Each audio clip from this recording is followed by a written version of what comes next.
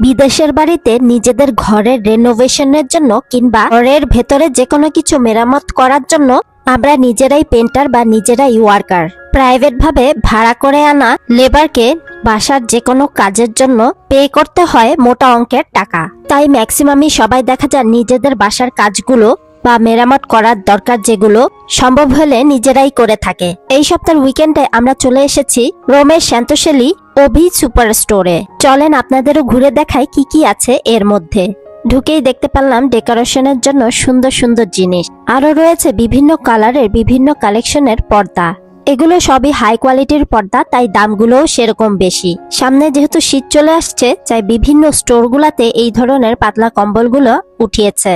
কোশন, বালিশ, তোশক, carpet, bed cover, table cloth এইসব জিনিসের অভাব নেই এই স্টোরে। ডেকোরেশনসের জন্য আলাদা করে সেকশন রয়েছে এই স্টোরটায়। আরো অনেক অনেক প্রোডাক্টস এর অফার রয়েছে। অফার ছাড়া প্রোডাক্টস এর দামগুলা বেশ ব্যয়বহুল। খাবার দাবারের আইটেম ছাড়া সবকিছুই পাওয়া যায় এই স্টোরটায়। খুব বেশি প্রয়োজন না হলে এই স্টোরে আমাদের আসা হয় না। তবে আজ আমরা প্রয়োজনীয় কিছু জিনিস কিনতে এসেছি, তাই ঘুরে ঘুরে আপনাদেরও সব স্টোরটা শেয়ার করছি। আজ আমরা মূলত এসেছি আমাদের বাসার বা ঘরের ভেতরে কালার করব করে, তাই রং কিনতে। পেন্টের ডাব্বার এখানে অভাব নেই, বিভিন্ন টাইপের পেন্ট রয়েছে এখানটায়। কত টাইপের যে পেন্ট রয়েছে এখানটায় যে ঘুরে ঘুরে দেখলেই অনেকটা সময় চলে যায় আর মাথাও ঘোরাতে থাকে। কোন পেন্টটা কেনা যায় সেটাই বাচ্চাদের পাপা ঘুরে ঘুরে দেখছিল। বিভিন্ন টাইপের পেন্টের দাম বিভিন্ন প্রাইসের রয়েছে এখানটায়। আমাদের ঘরে যেহেতু মুফা বা মোল্ডের কিছু প্রবলেম রয়েছে, তাই স্পেশালি মোল্ডের জন্য একটা পেন্ট বক্স দরকার, তাই সেটাই নিতে এসেছি। রুম পেন্টিং ব্রাশ থেকে শুরু করে পেন্টিং আইটেমের যা যা অ্যাসেসরিজ রয়েছে ঘুরে ঘুরে সবই দেখতে পেলাম এখানটায়।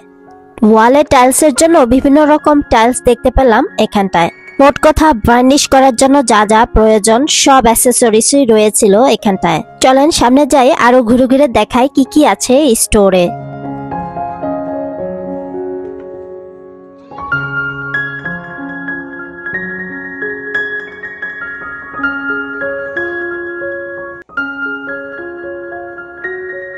ওয়াল পেন্টিং ব্রাশের এখানে অভাব নেই, আর আমার টুনটুনি মুড়ি এগুলা দিয়ে খেলা শুরু করে দিয়েছে।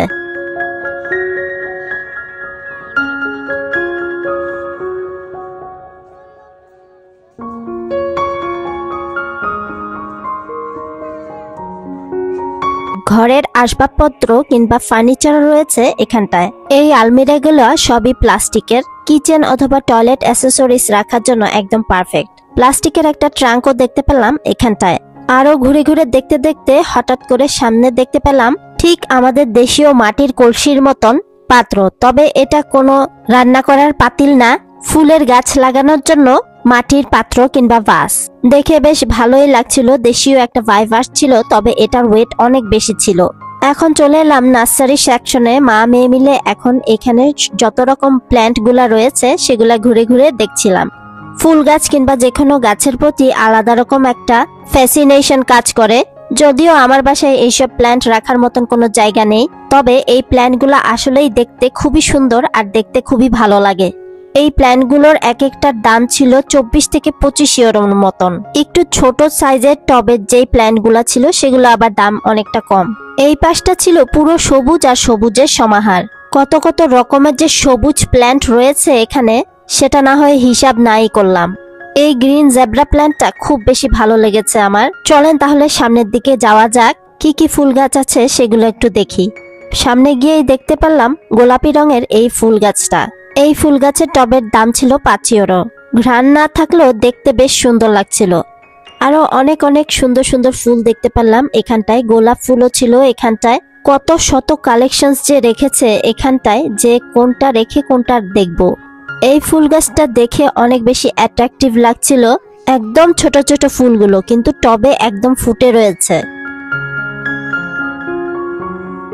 এই ফুলের টবগুলো বেশ ইউনিক লেগেছে আমার কাছে।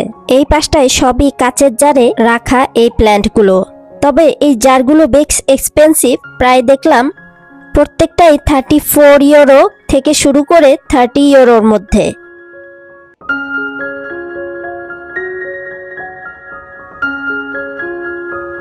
হলুদ রঙের এই গোলাপ ফুলটা দেখে বেশ ভালো লাগছিল, ফুটে উঠেছিল।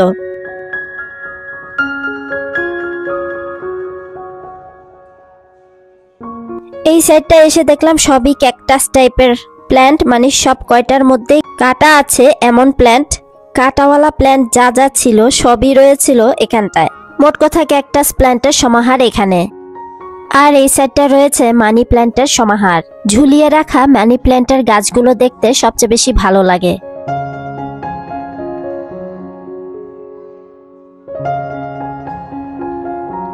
এই সাইডটা সবই আর্টিফিশিয়াল ফ্লাওয়ার ছিল আর ছিল ঘর ডেকোরেশনস করার জিনিসপত্র। বাচ্চাদের নিয়ে আমি যখন এক জায়গায় বসেছিলাম তখন বাচ্চাদের পাপা আমাদের বাসার জন্য যে রং দরকার সেগুলো কিনে নিয়েছে। আর এখন সাহিরর পাপার সাথে আর সারা আমার সাথে ঘুরে ঘুরে সব দেখছিল। ওবি স্টোরটা অনেক বেশি বড়, তাই সব তো ঘুরিয়ে দেখা সম্ভব না। তাছাড়া আমরা নিজেরাও যেই জায়গাটা প্রয়োজন, মানে যেই সেকশনটা প্রয়োজন সেখানেই যাই। তবে এমন কিছু নাই যে এখানটায় নাই। আর এখানে যা যা আছে সবকিছুই অনলাইনে কিনতে পাওয়া যায়, অ্যামাজন, টেমু কিংবা শিনে। তবে ডিরেক্টলি ওদের এখান থেকে বা ওবি থেকে কিনলে আমার কাছে মনে হয় যে প্রাইসটা কিছুটা কম পড়ে। কিছুদিন আগে আমাদের বাসার জন্য এখান থেকেই কার্পেট কিনেছিলাম, তাই কার্পেটের সেকশনের ভিডিওটা আর করা হয়নি আজ।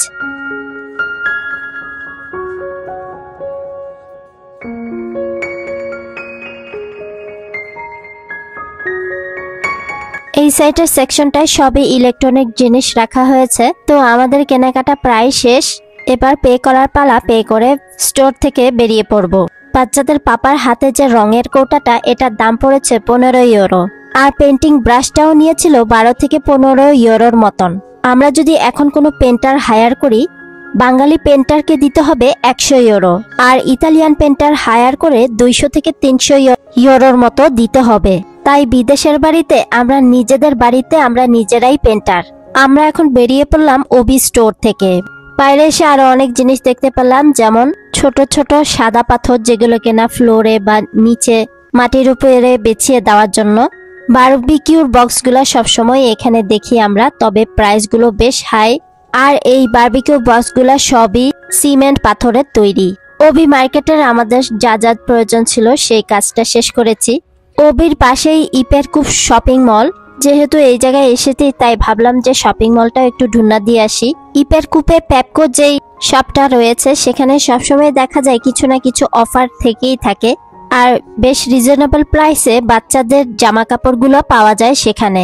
তাই বাচ্চাদের জন্য কিছু জামা কাপড় কিনলাম, যেটা শেয়ার করব ভিডিও শেষে।